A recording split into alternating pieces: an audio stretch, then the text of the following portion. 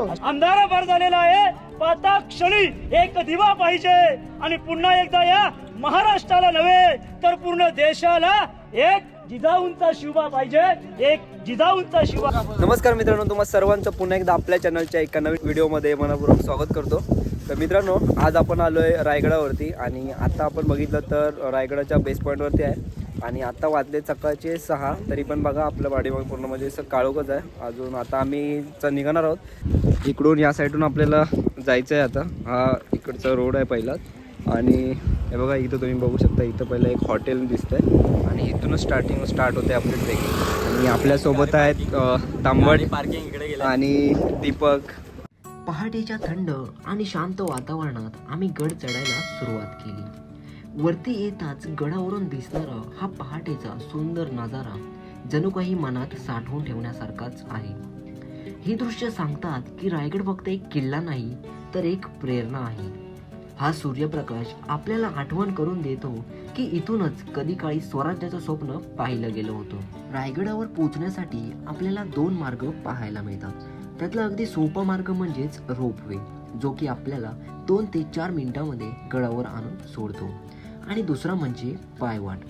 मित्रांनो, जर तुम्हाला रायगडाचं महत्त्व समजायचं असेल तर तुम्हाला पायवाटेनंच यायला पाहिजे.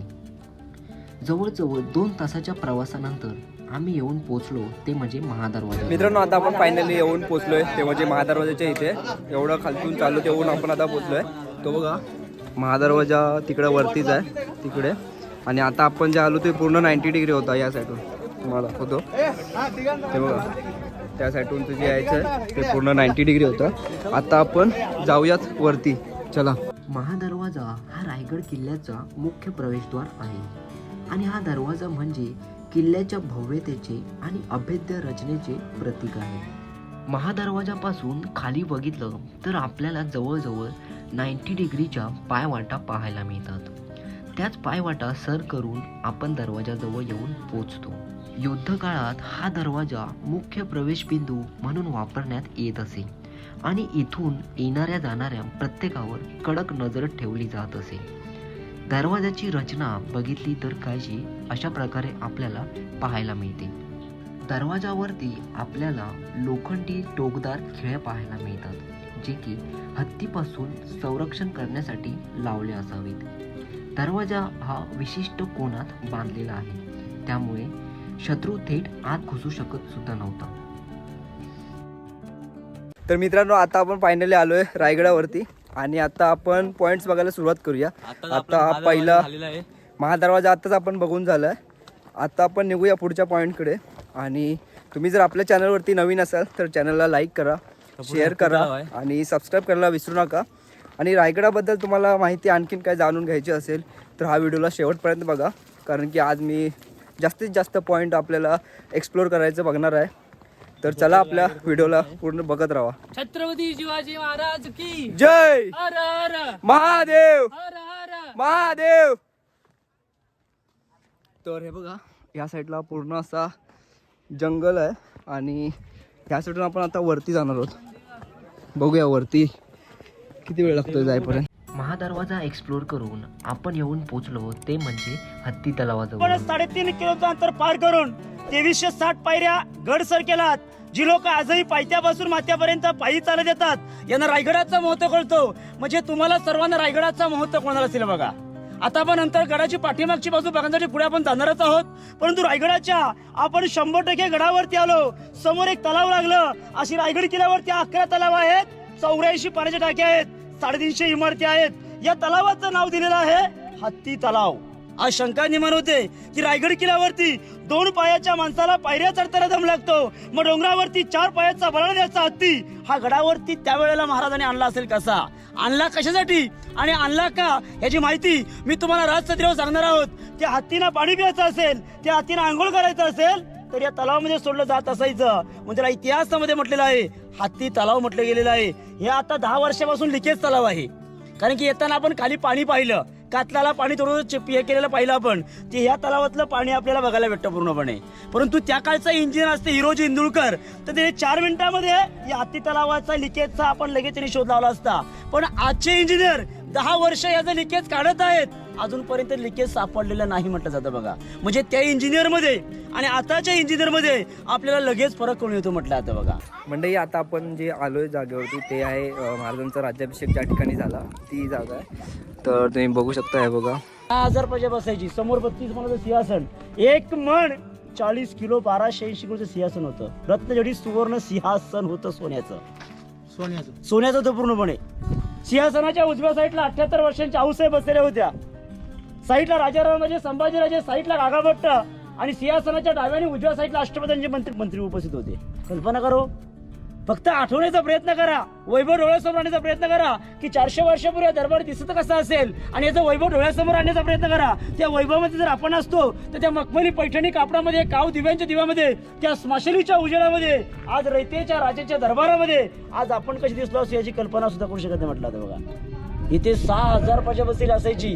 आपले राजे सकाळी पहाटे लवकर उठून आपला पालक पोषण पेणून पाठीमागच्या साईडला शनिवारी सकाळी लवकर उठतात, आपला स्नानगृह आटपून, कपाळी अर्धचंद्र कोरून, गळ्यामध्ये कवड्याची माळ घालतात, डोक्यामध्ये जिरोटोप घालतात आणि राजांची मिरवणूक राज सदरेवरून याच असणाऱ्या रायगड किल्ल्याच्या देवदर्शनी गेले असते. भवानी मातेला साकडं घातलं, जगदीश्वर नतमस्तक झाले, शिरकाई मातेची ओटी भरली, वाडेश्वरात नतमस्तक झाले आणि राजांची मिरवणूक या नगरखान्यातून आतमध्ये गेली असते. तेव्हा प्रत्येक मावळा मन सन्मानी उठून उभा राहतो. आपल्या राजांचा आनंद पाहून, आपल्या राजांना पाहून प्रत्येक मावळ्याच्या चेहऱ्यावरती आनंद पसरलेला असतो. प्रत्येक मावळा आपल्या डोक्याला हात लावतो, आपले भगवे बेटे खाली काढून त्या दरबारातून राजा आतमध्ये येत असताना प्रत्येक मावळा झुकून राजांना मानाचा मुद्रा होत असतो. राजे 6,000 मावळ्यांची मुद्रे स्वीकारतायत.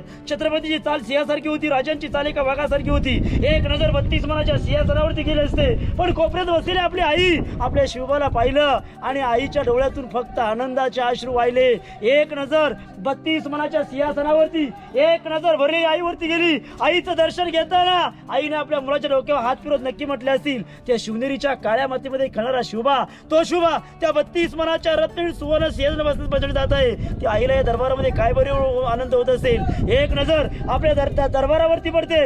याच मखमली पैठणी कापडामध्ये, काव दिव्यांच्या दिव्यामध्ये काही विधवा बायका, काही विधवा मुला बघायला भेटत आहेत आणि राजांचं अंतवर भरून येतं. अंतवर भरण्याचं कारण एवढंच होतं, ज्या वीर मावळ्याने हे स्वराज्य निर्माण करून दिलं, ज्या खांद्यावरती स्वराज्य निर्माण केलं, ज्या वीर मावळ्याने स्वराज्य घडवताना रक्ताचे पाठ वाहिले गेले, त्यातला वीर मावळा या दरबारासमोर आपल्या राजांना कुठेही दिसत नव्हता. त्या सिंहासनाच्या पायऱ्या राजाने पाहिल्या आणि राजांचं अंतर भरून आलं आणि आपल्या राष्ट्रमाता राजमाताला नक्की म्हटले असतील, आऊ साहेब सिंहासनाची पहिली पायरी चढतो. जो अम्माच मावळा म्हणणारा राजा लाख मेरे तरी चालतील, पण लाखाचा पोशिंदा जगला पाहिजे असं म्हणणारा माझा बाजी या दरबारासमोर का दिसत नाही. असा मावळा म्हणणारा, अहो राजा आदिलगिरी कोंडाण्याचं मग माझ्या रायबाचं असा म्हणणारा माझा ताना या दरबारासमोर का दिसत नाही. अहो राजा तुमची कापडा पेरली सार्थक झालं, तो माझा जीवाकाशी या दरबारासमोर का दिसत नाहीये. तो प्रतापराव गुजर या दरबारामध्ये का दिसत नाहीये. या असंख्य वीराचे राजे नाव घेत लटलटत्या पायाने 32 मनाच्या सिंहासनावरती,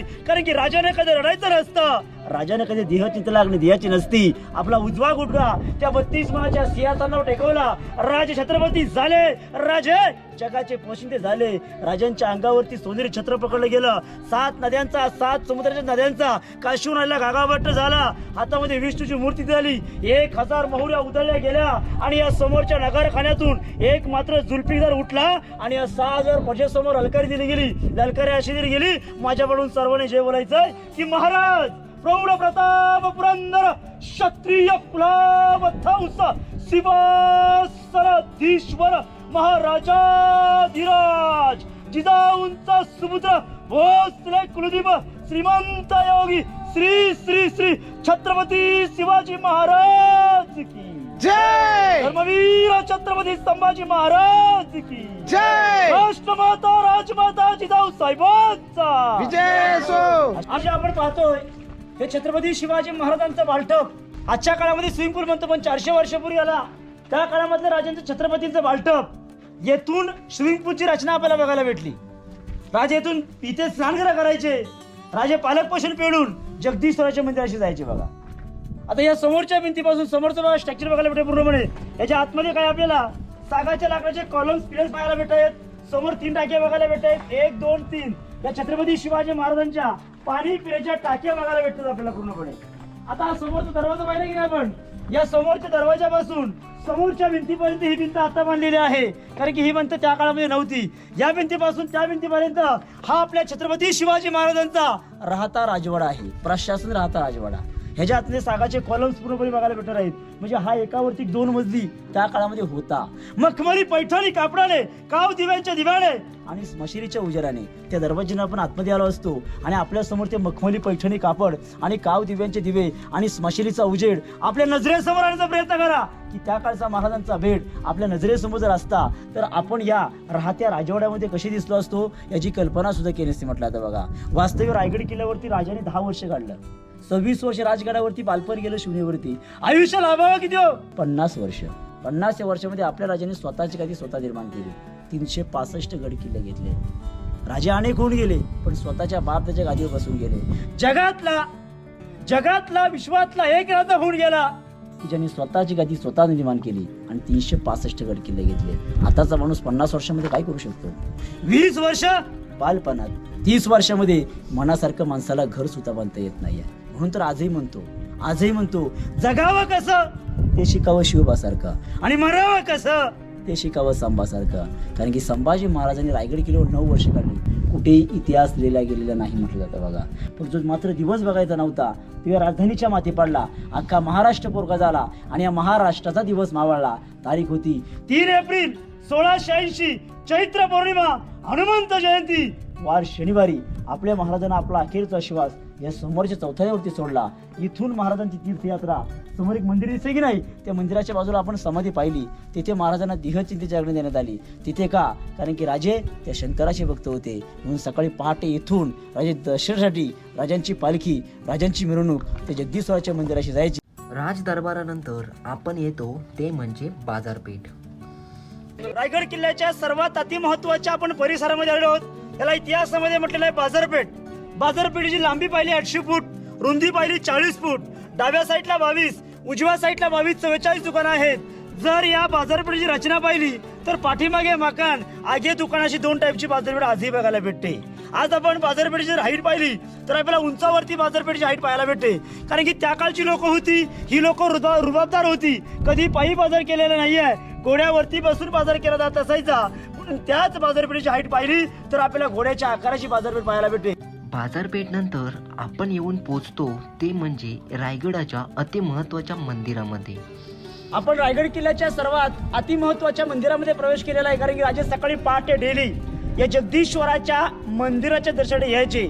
आपण ज्या आता मंदिरात प्रवेश केला ना, ही मंदिराची पाठीमागची बाजू आहे खरं म्हटलं तर.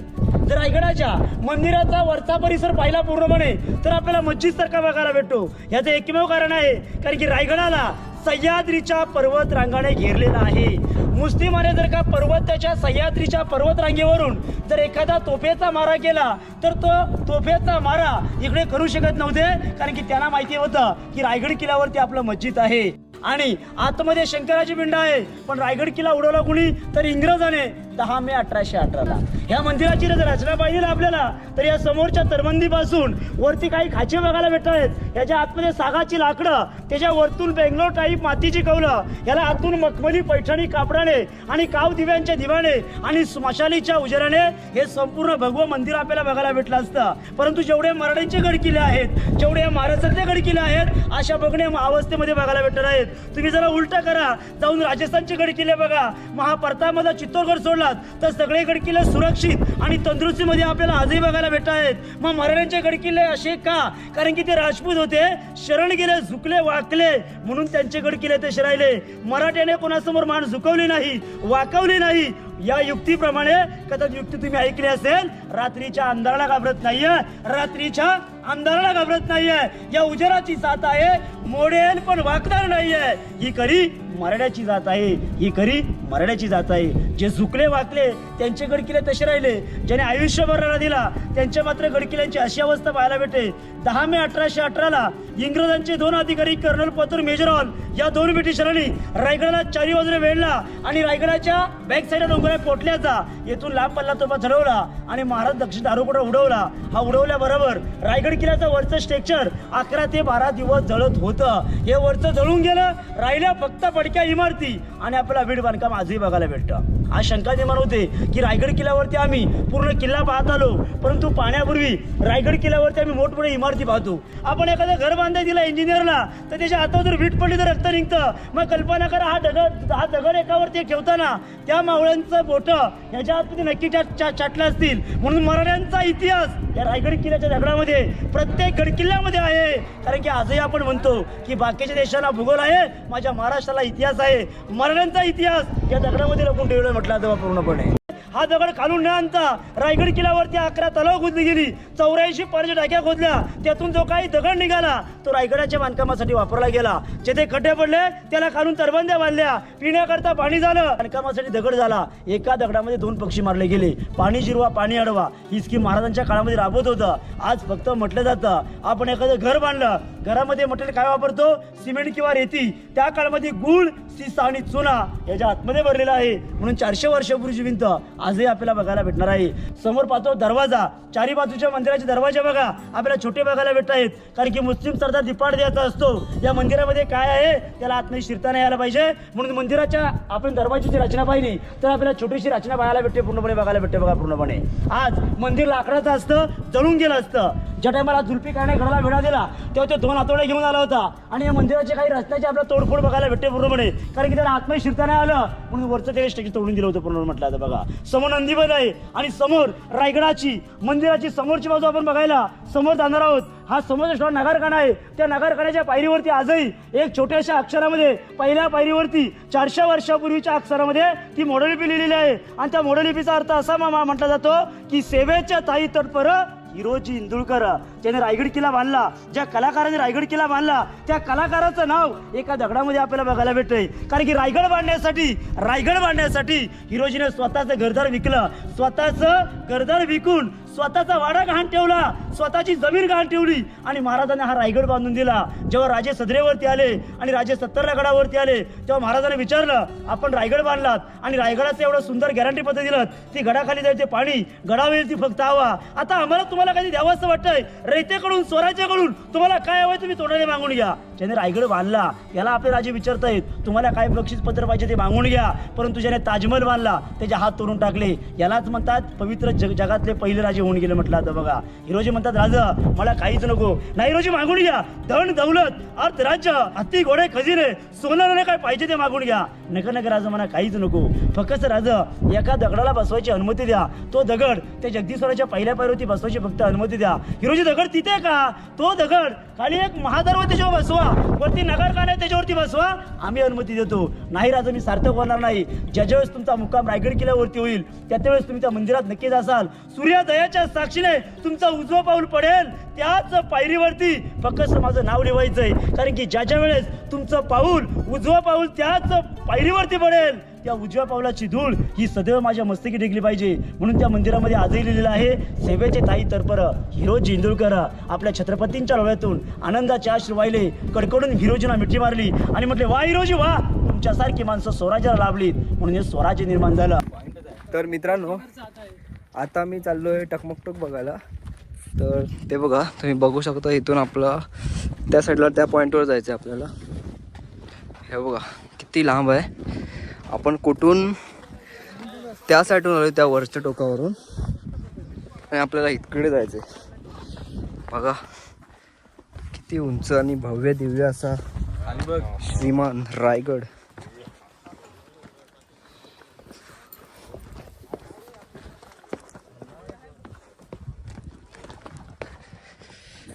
चला आता डायरेक्ट आपण आता त्या पॉईंटवर जाऊया आणि ड्रोन शॉट घ्यायचं ट्राय करूया. बघूयात ड्रोन शॉट येतो का, कारण की जास्त हवा असल्यामुळे थोडा प्रॉब्लेम होऊ शकतो. तरी पण आपण ट्राय करूया. हा आहे टकमकटोक पॉईंट तिकडे पुढे आणि ह्याच्या इथून खालून दिसणारा व्ह्यू बघा मित्रांनो. किती भयानक असा नजारा आहे.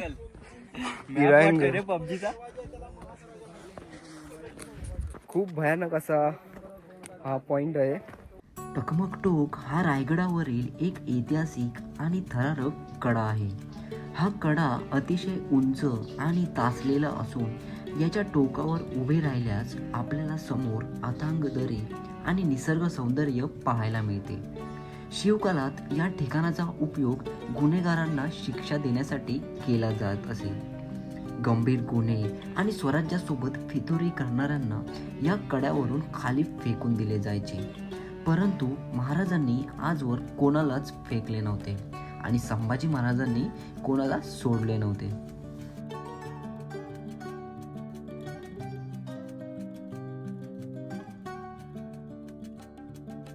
तर मित्रांनो, मगाशी आपण एक तास जर आपण गड उतरायला सुरुवात केली होती, परंतु तेव्हा मला शूट करायला मिळालं नाही कारण की मोबाईलचं चार्जिंग संपलेली आणि आता पॉवर बँक चार्ज करून आता मी शूट करतो आहे. तर आता आम्ही पोचलो आहे खाली, हे बघा बेस पॉईंटला आलो आहे आपण आता.